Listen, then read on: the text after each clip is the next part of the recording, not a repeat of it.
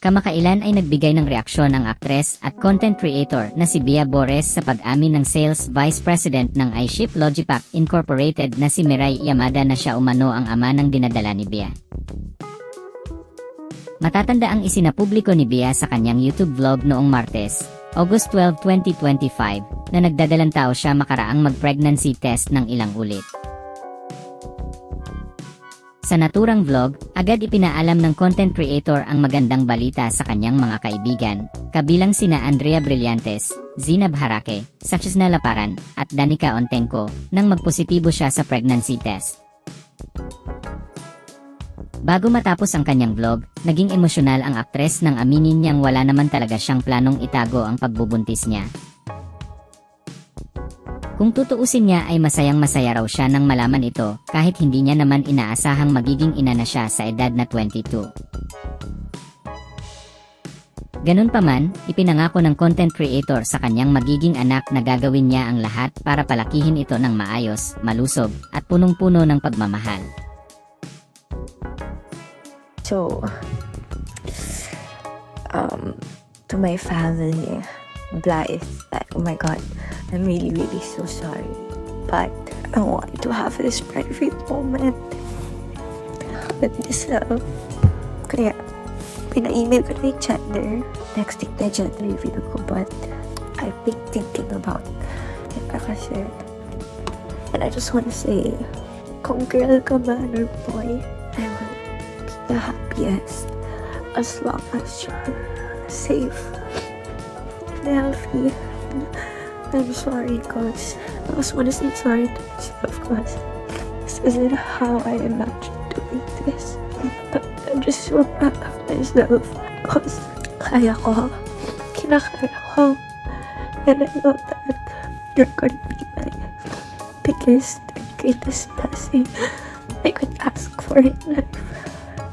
And I promise you, and to everyone gets to watch this in the future, that I really be the best mom. I mean, it's true I'm not 30, but I don't think anyone or anything prepares you for motherhood.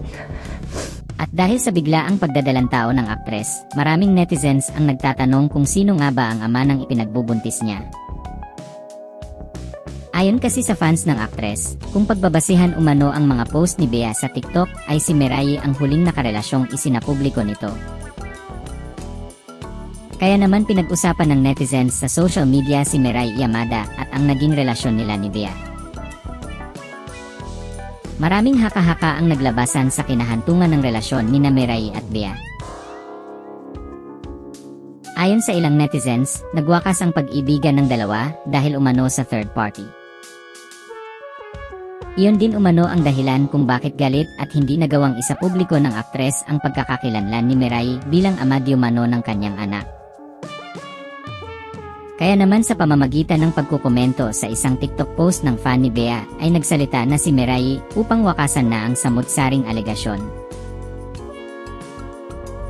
Batay sa kumakalat na screenshot, hindi itinanggi ni Mirai na siya nga ang ama ng anak na nasa sinapupunan ng content creator.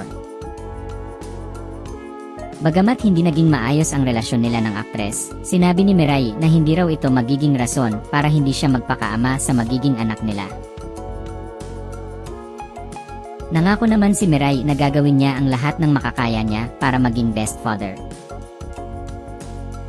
Ibinunyag naman ni Mirai na babae umano ang gender ng magiging anak nila ni Bea. Sa huli ay nakiusap si Mirai ng privacy, lalo na sa aktres para sa matiwasay at tahimik nitong pagbubuntis. Agad namang nagbigay ng reaksyon si Bea sa naging pahayag ni Mirai.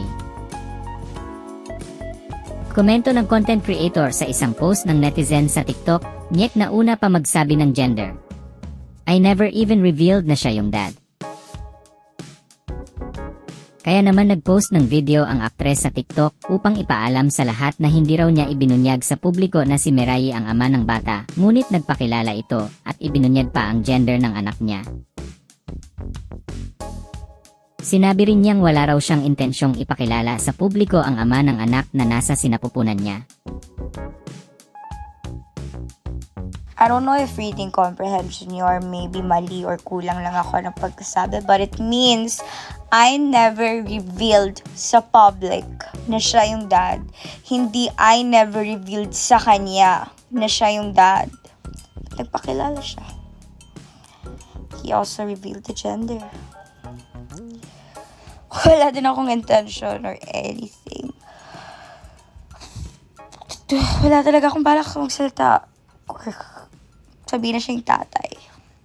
But there you go.